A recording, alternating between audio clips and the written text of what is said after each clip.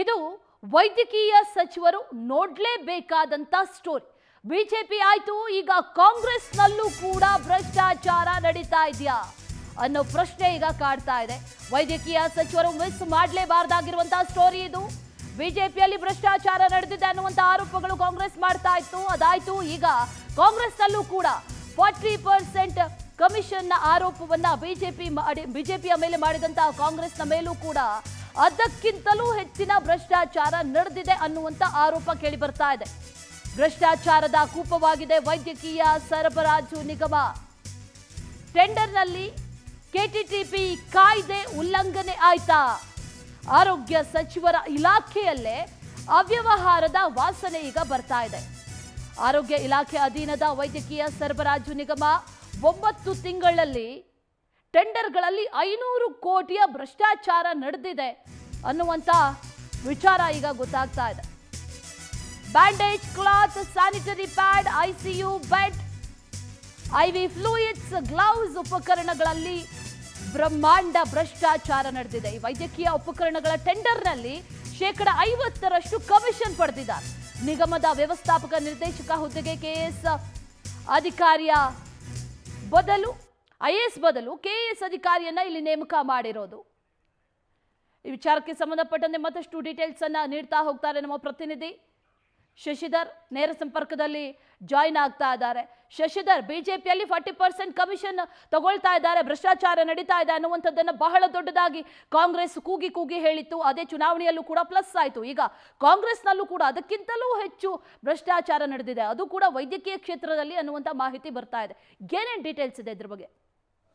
ಅಶ್ವಿನಿ, ಪ್ರಮುಖವಾಗಿ ಈಗೇನು ಸದ್ಯ ರಾಜ್ಯದಲ್ಲಿ ಕಾಂಗ್ರೆಸ್ ಸರ್ಕಾರ ಇದೆ, ಈ ಸರ್ಕಾರ ಅಧಿಕಾರಕ್ಕೆ ಬರಲು ಪ್ರಮುಖ ಕಾರಣ ಅಂತಂದರೆ BJP ಸರ್ಕಾರದಲ್ಲಿ ನಡೆದಂಥ ಅವ್ಯವಹಾರ ಮತ್ತು ಗುತ್ತಿಗೆದಾರರು ಕೂಡ ಅದೇ ರೀತಿಯಾಗಿ ಕೂಡ 40% ಕಮಿಷನ್ ಕೊಟ್ಟರೆ ಮಾತ್ರ ಎಲ್ಲ ಬಿಲ್ಗಳು ಕೂಡ ಕ್ಲಿಯರ್ ಆಗೋದು ಅಂತ ಹೇಳ್ಬಿಟ್ಟು ಒಂದು ಹೋರಾಟವನ್ನು ಕೂಡ ಮಾಡಿದರು. ಅದಕ್ಕೆ ಸಂಬಂಧಪಟ್ಟಂತೆ ಕೆಲವೊಂದಷ್ಟು ಗುತ್ತಿಗೆದಾರರು ಕೂಡ ಆತ್ಮಹತ್ಯೆಗೆ ಪ್ರಯತ್ನ ಪಟ್ಟರು, ಕೆಲವೊಂದಷ್ಟು ಜನ ಪ್ರಾಣವನ್ನು ಕೂಡ ಕಳೆದುಕೊಂಡ್ರು. ಇದನ್ನೇ ಅಸ್ತ್ರವಾಗಿ ಬಳಸ್ಕೊಂಡಂಥ ಕಾಂಗ್ರೆಸ್ ಸರ್ಕಾರ ರಾಜ್ಯಾದ್ಯಂತ ಹೋರಾಟ ಮಾಡಿ ಇವತ್ತು ಅಧಿಕಾರಕ್ಕೆ ಬಂದಿದೆ.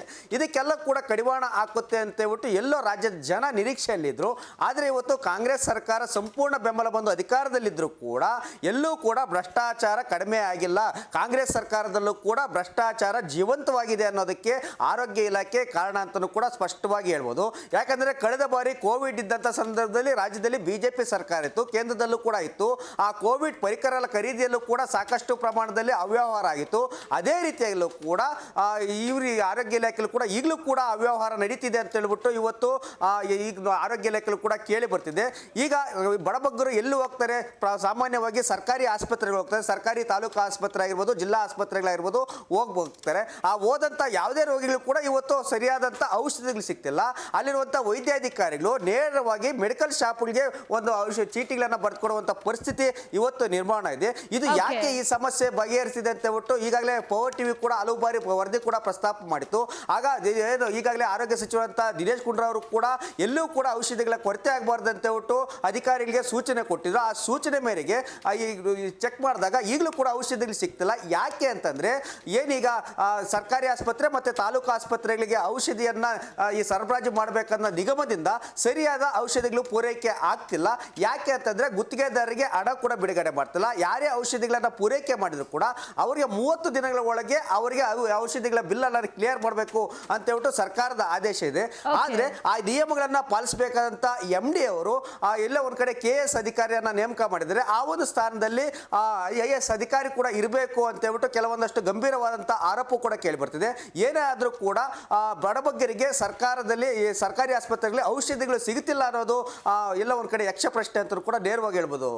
Ashwini. Okay Shashidhar, thank you ನಿಮ್ಮೆಲ್ಲ ಡೀಟೇಲ್ಸ್ಗೆ.